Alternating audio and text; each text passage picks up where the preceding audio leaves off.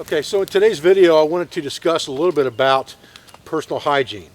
This really wasn't about starting a fire.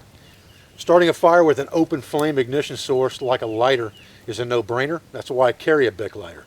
I've got 1,000 times I can pop that thing into a flame and I'm going to get fire, and it's only going to take up that much room in my pack and it weighs next to nothing. So once we have this fire, we understand that we can do lots of things with fire. We can cook our food, disinfect our water. It's going to keep us warm and help control body core temperature. We can signal for rescue. We can preserve our food. We can sterilize metal tools that we may use for medicinal purposes and things of that nature. There are lots and lots of things we can do with this fire. But one of the things that I don't see covered a lot are the hygiene uses of this fire. The smoke from this fire is antibacterial. So if we let it saturate our clothes and permeate around our skin, it will help to kill the odor-causing bacteria that build up on a daily basis. Once this fire burns down, we're going to have ashes and or coal. And charcoal and wood ashes are main components in lots and lots of things. If you look at soap, hardwood ash is a key component in soap. So you can use that hardwood ash to wash with, to wash your skin. You can mix it into your metal container, your cup or what have you, with warm water, and you can use it as a washing liquid. And it has some abrasive qualities that will also help exfoliate the skin and things like that, but it's a very good usable powder for that purpose. You can use that as a powder by itself as a deodorant. You can use it in your hair to help absorb some of the oils in your hair. You can use it as a tooth powder, mix it with water into a paste, and it will give you a scrubbing powder that you can use on your teeth. Charcoal can be used in very similar fashions if you have charcoal instead of just the ash. You can pretty much use them interchangeably.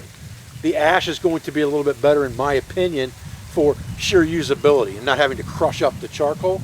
But charcoal and ash are both used a lot, especially charcoal is used a lot in hygiene products, from soaps to tooth powders and things like that. And then the ashes give you things that you can use in your hair, things that you can use for liquid washing, and then deodorant powders and things like that. Foot powders, you can use it on your feet to help absorb sweat and things like that as well. So ashes from your fire are a very, very good resource for hygiene.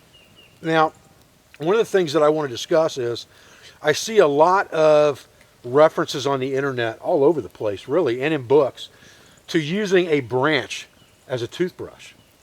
And your mouth can give you some of the biggest problems in any wilderness emergency or longer term environment than anything else next to your feet and not being able to walk, really.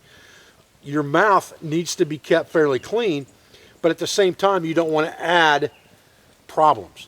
And using a stick with splinters hanging off of it to scrub your gums, imagine sticking a splinter up in your gum from that stick and having to live with that for several days, when it would have been just as easy to take your bandana or your cotton material and wrap it around your finger, dip it into a paste of hardwood ash, and scrub your teeth that way. Or just carry a toothbrush. A toothbrush doesn't weigh hardly anything, and it can be used for lots of things if it needs to be, but a toothbrush is a very lightweight item that you can just throw in the bottom of your kit. And generally what I'll do in my hygiene kit for short term, I rely on the mirrors to be able to see my face and things like that, and see areas that I can't see. I rely on a bone comb that's just a comb that's made from bone material. It's horn, to pull knots and things out of my hair if I need to, and then a boar's bristle or natural bristle toothbrush. And that's a very, very simple hygiene kit combined with ashes or charcoal and your metal container. And you're carrying most of that all the time anyway. You have a rag because you have cotton material, so you have a wash rag, you have something you can scrub your teeth with. And that brings us to the point of using the bathroom, taking a crap in the woods. I have a lot of people ask about that as well. You know, how do you take a crap in the woods? What do you use to wipe with? All those things. And there's lots of things that you can use to wipe with. You can use plant material, you can use leaves, you can use snow, you can use pine cones. There's lots of things that you can use.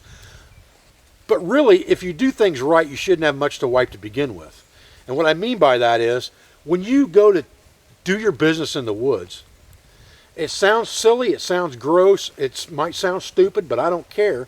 When you squat down to do your business, use your hands to spread your butt cheeks apart so you don't have all that stuff sticking to your skin and the hairs on your ass. It's that simple. Then you won't have very much to wipe. It's like a dog at that point.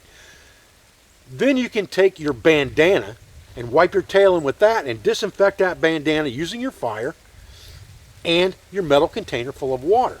Then you can use that bandana over and over again for other things, or carry two bandanas, one designated for hygiene purposes and one designated for other things that you may need. Okay, so once our fire's burnt down, we've got ashes, we're in business. We can save those ashes if we want to, set them aside in our metal cup or whatever the case may be, or fold them up into a piece of bark and save them for later, and we'll have that tooth powder or that washing powder or that deodorant powder or that hair powder that we need to help absorb oils with. So that fire becomes another multifunctional resource for us that we can use for personal hygiene. And like I said, most of that kit you should already be carrying. A cotton bandana, a metal container, a mirror on your compass. Those things you're already carrying with you anyway. If you throw in a toothbrush, you're not hurting anything by adding a bunch of weight or space to your kit. That's all I'm saying. It's not part of the 10 C's, because in the short term you can just use a rag on your teeth.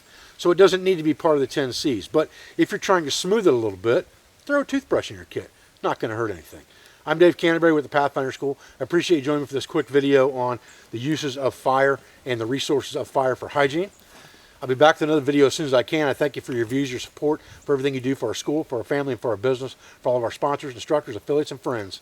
And I'll see you on the next one, guys.